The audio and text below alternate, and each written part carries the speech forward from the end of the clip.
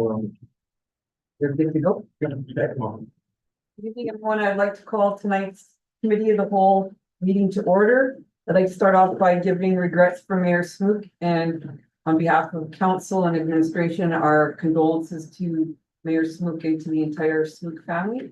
I'd like to recognize that we are on Treaty 5 territory this evening, ancestral land of NCN Cree Nation, homeland of the Métis, and that we are all treaty people. I'd look for an approval of tonight's agenda, please. Councillor Lenmark, Councillor Fitzpatrick, all those in favor? That's carried. We have this evening a presentation and a delegation for the Skills Shop North. So I'll ask Jordan if you want to come to the delegation table there. Typically, we have 10 minutes for presentations. All right. Now, I've got it on here. Can other people see? Oh, it's right there. Yeah. Somebody else grab it. Change your slides then. I'll change the slide. Okay, thanks. You just let me know when. Well, I'll just say thank you very much for your time this evening. I've got way too many slides to present in 10 minutes, so I'm going to talk pretty fast and focus on certain areas. I wanted you guys to sort of be able to peruse and maybe have some more background. So as mentioned, I'm Jordan Eilot, and I'm the president of Skills Shop North. So we are a not-for-profit operating here in Thompson. Kind of give you a bit of an idea of what we are. If you're familiar with North Forge, then you will have an idea of where we are and a little bit of what we're doing, but we are a new and independent entity and moving forward with the project. So the overview: what is Skills Shop? Who is Skills Shop? Why? Where have we been? Where are we going? How we get there? So we can jump right into it. So Skills Shop North is a fabrication lab, a makerspace. This is a thing that has been a challenge, I think, for a lot of people in the community. It's been difficult for the operation, the project, to articulate just what is this project. So I'm going to say it really, really clearly. We are a makerspace or a fabrication lab. There are a lot of other things that we are, but first and foremost, that's what we are. We provide access and have capabilities that many others, well, really are not available in Thompson. So when I say that, I say some of the equipment like CNC plasma cutters, CNC machines, milling machines, CNC routers, those are some examples of capabilities that don't exist in sort of open industry. I'm not sure, maybe they have some of it in certain places, but for the most part, if you need that kind of service in this community, then it's going to be outsourced to Winnipeg, for example. So we have technology and capability that doesn't exist anywhere else. And as a makerspace, we provide access to that through our organization. So that being a community-led hub, so we're focused on innovation, creativity, training, networking, economic development. And we work to host and facilitate workshops for the community, for outlying communities as well, and others.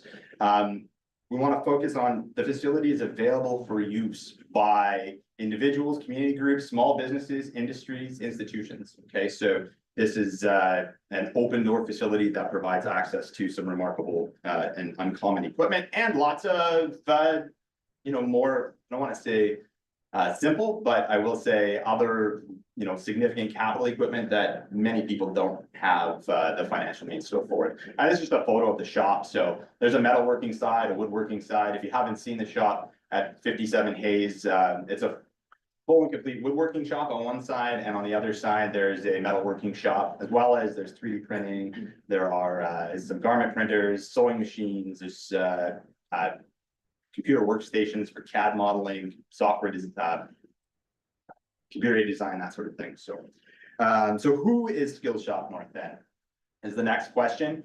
So as I mentioned before, we're a community hub. We're a community of interested parties. And so by that, I mean we have participants, people using the facilities, private users, that is, industry. So, like I said, the facility is open for industry to use, and there are examples from the past where it has been used. Institutions and sponsors. So that's who we are as a community, and we are led by a board of directors. So a board who live and work in our community. So myself and one of the other two board members live here in Thompson and work here in Thompson. The other board member in Thompson is Jessica DeGray. And we have a third board member who has a lot of experience and expertise in these kind of operations and startups with respect to maker spaces who lives actually in Newmarket, Ontario, but her son lived here and worked in Thompson for 16 months. And so that's how we became connected.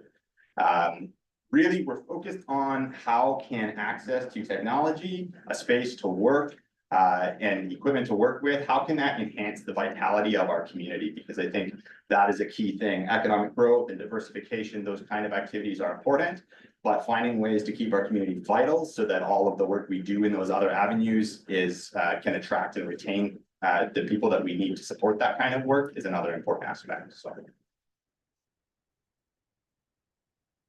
So why Skills Shop North? And that takes us to mission and vision. And rather than read it all in its entirety, because I've been talking a little bit about those aspects, just focus on this is our why. We want to find ways and enable people in our community to access technology and equipment that supports skills building, knowledge sharing, and provide opportunities for economic growth and personal development as well.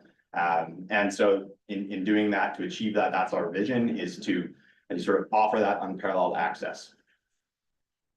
We jump onto our values: inclusivity, innovation, progress, empowerment, community knowledge sharing. It's a lot of values, but it's really, all key points that really describe who we are and what we believe in respect to being able to achieve our goals. And the next slide kind of talks specifically why Skills Shop North in our community. And so, as I mentioned before, really focused on contributing to the vitality of Thompson. So it's positive social and economic outcomes, whether that be a chance to connect and teach somebody a new skill or a new technology. 3D printing is a really relatable skill that a lot of people sort of come into the shop to see, and then they discover lots of other capability. I actually have some keychains that I left in my jacket pocket. But anyways, our recently recruited employee as part of the green teams, he actually learned how to design a part in CAD software, Fusion 360, which is like an industry leading software, and then take that all the way through to 3D printing it. And so that's the keychains that I do have, I can leave behind. So that's just a little introduction, but at the same time, you might be in there and discover that somebody can teach you how to run a CNC machine, or maybe you realize, hey, I've got this personal project I really want to work on, or maybe you've got a great business idea, but you just don't have access to the capital equipment that you would need to produce that product. Maybe that could be manufacturing science. There are lots of people in the community that want to buy large science, but they're not easy to buy here. Or maybe it would be, we've got lots of outdoor activities. There are probably people with great ideas for a product that you could sell. But again, having access to the facilities and equipment to prototype it or even to mass produce it is a challenge. We probably have that capability at Skills Shop. So that's a lot of what we're about, and working together to bring that learning to folks in the community. And just some examples of things that we've done, manufacturing, technology workshops, robotics. We can do computer-aided engineering. We have all sorts of aspects that can inspire and support learning in both trades and in technology and science. So that's a big part of how we can develop youth in our community, inspire them to go on and pursue those careers. Hopefully, some of them will come back to Thompson if they do have to leave Thompson to go to school or to earn a trade, because we can't deliver that training necessarily all the way through to the finish. But when we can inspire people who are from our community into those areas, then we have a much better chance of attracting them to come back and stay here soon. So where have we been? And this is what I talked about a little bit at the start. So I'll just recognize the contribution that North Forge had made to the project, which was called North Forge North. And so that's a partnership with UCN along with Prairies Can and others. So since about December of last year, there's been our board has been working to transition that project's leadership to our organization, Skills Shop North. And so we have, through an asset transfer and sponsorship agreement, we have assumed ownership of the equipment which North Forge used to own. Some of it is owned by UCN as well, and at the same time assumed the lease and the leaseholder improvements of the facility.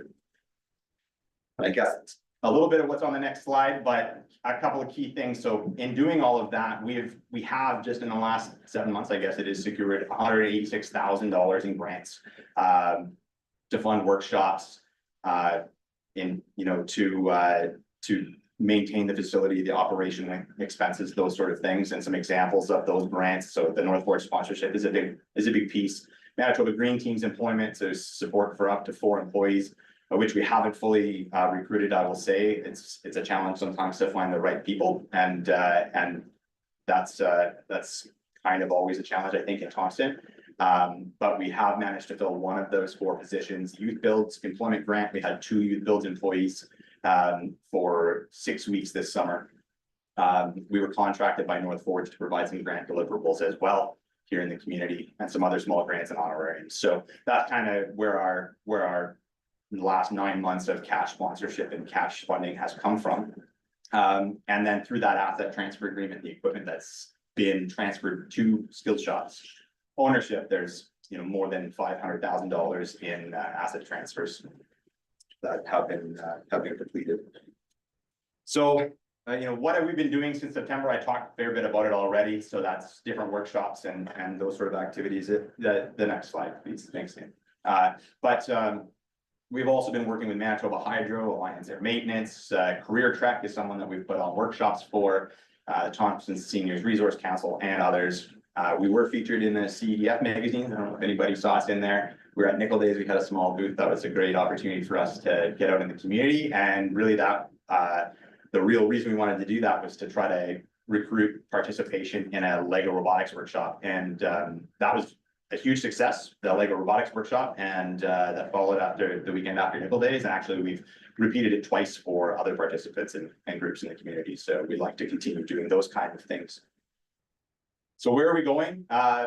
Well, we've developed a user paid access model. So in other words, this is a thing that I think has been a struggle for community members to relate to in the project in general. How do I become involved? What can I do? How can I gain access to this space? So we've developed an access model for private non-commercial memberships. We've recognized that people who want to develop their own skills maybe can't justify the same kind of prices as a commercial user might. Somebody who wants to develop a product or manufacture products, it might be fair to ask a little more. And then finally, there may be some industrial applications, like maybe there's a manufacturer in the community that needs access to a particular piece of equipment, but not on a regular basis. So a model where people can gain access to that space to use it to achieve their goals. So and we've been hosting community workshops, and I've talked a bit about that already. So, and we want to keep on going. So focusing on additive manufacturing, that's 3D printing, computer aided design and machining.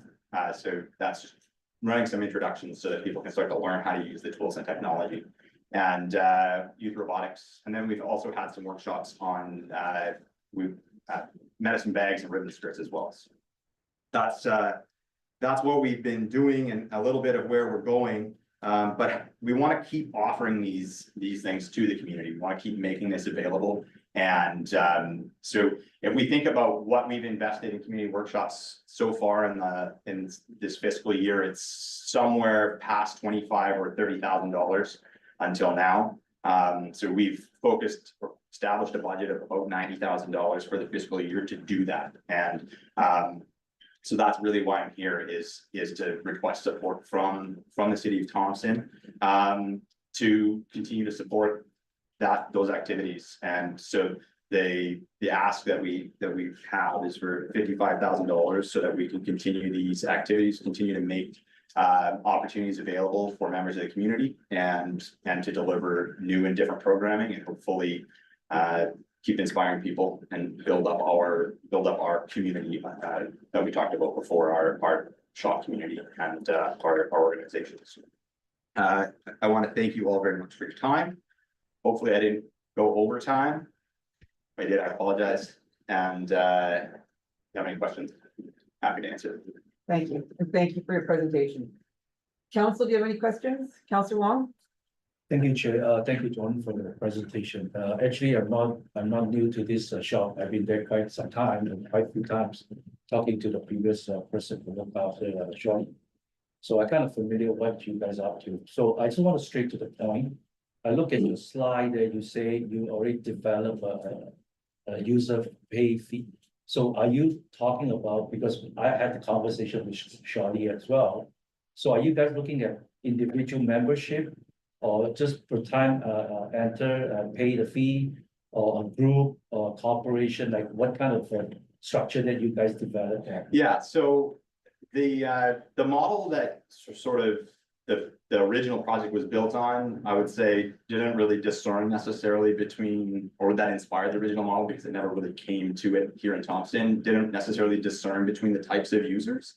But at the same time, I think we recognize that, you know, for many people, $150 a month to access that kind of space is probably not a justifiable expense. So that's why we kind of determined that we would break it off, that we would have a category that was suitable, say, for an individual private member who just wants to do hobby work, but doesn't have, you know, $100,000 worth of woodworking equipment in their garage. But would like to learn how to use some of that sort of cutting edge technology or could take advantage of it in their projects. And then a different approach for people who are making products to sell or developing a prototype to market. And so that's sort of two categories for membership. So that would be regular access to the space. And then also just recognizing that at least in some industrial scenarios, at least in my mind, can imagine a case where it would be difficult for a corporation to justify a membership in the space, a continuing expense, and so we prefer to pay you know, a one-time usage fee to come in and I could think of, you know, examples where that might apply, you know, sort of an unexpected need from one of the different businesses in the community, especially if, you know, we talk about things like winter weather testing and things like that, where lots of times you've got a team of engineers and technicians and technologists here trying to solve a problem and they don't have the tool they need. Well, maybe we have the tool and for a reasonable fee, you can provide access to that tool. Does that make sense? Did I answer your question? Somewhat. Somewhat? If I need more, I can see the person. Sure. May I continue? Please? Yeah, sure. Another thing, I want to straight to the point. I seen you're asking for $55,000. Are you looking at, because every time it comes to money, we're all think Yeah. about it. So are you looking at yearly grant or just a one-time contribution? I didn't specify it here, but genuinely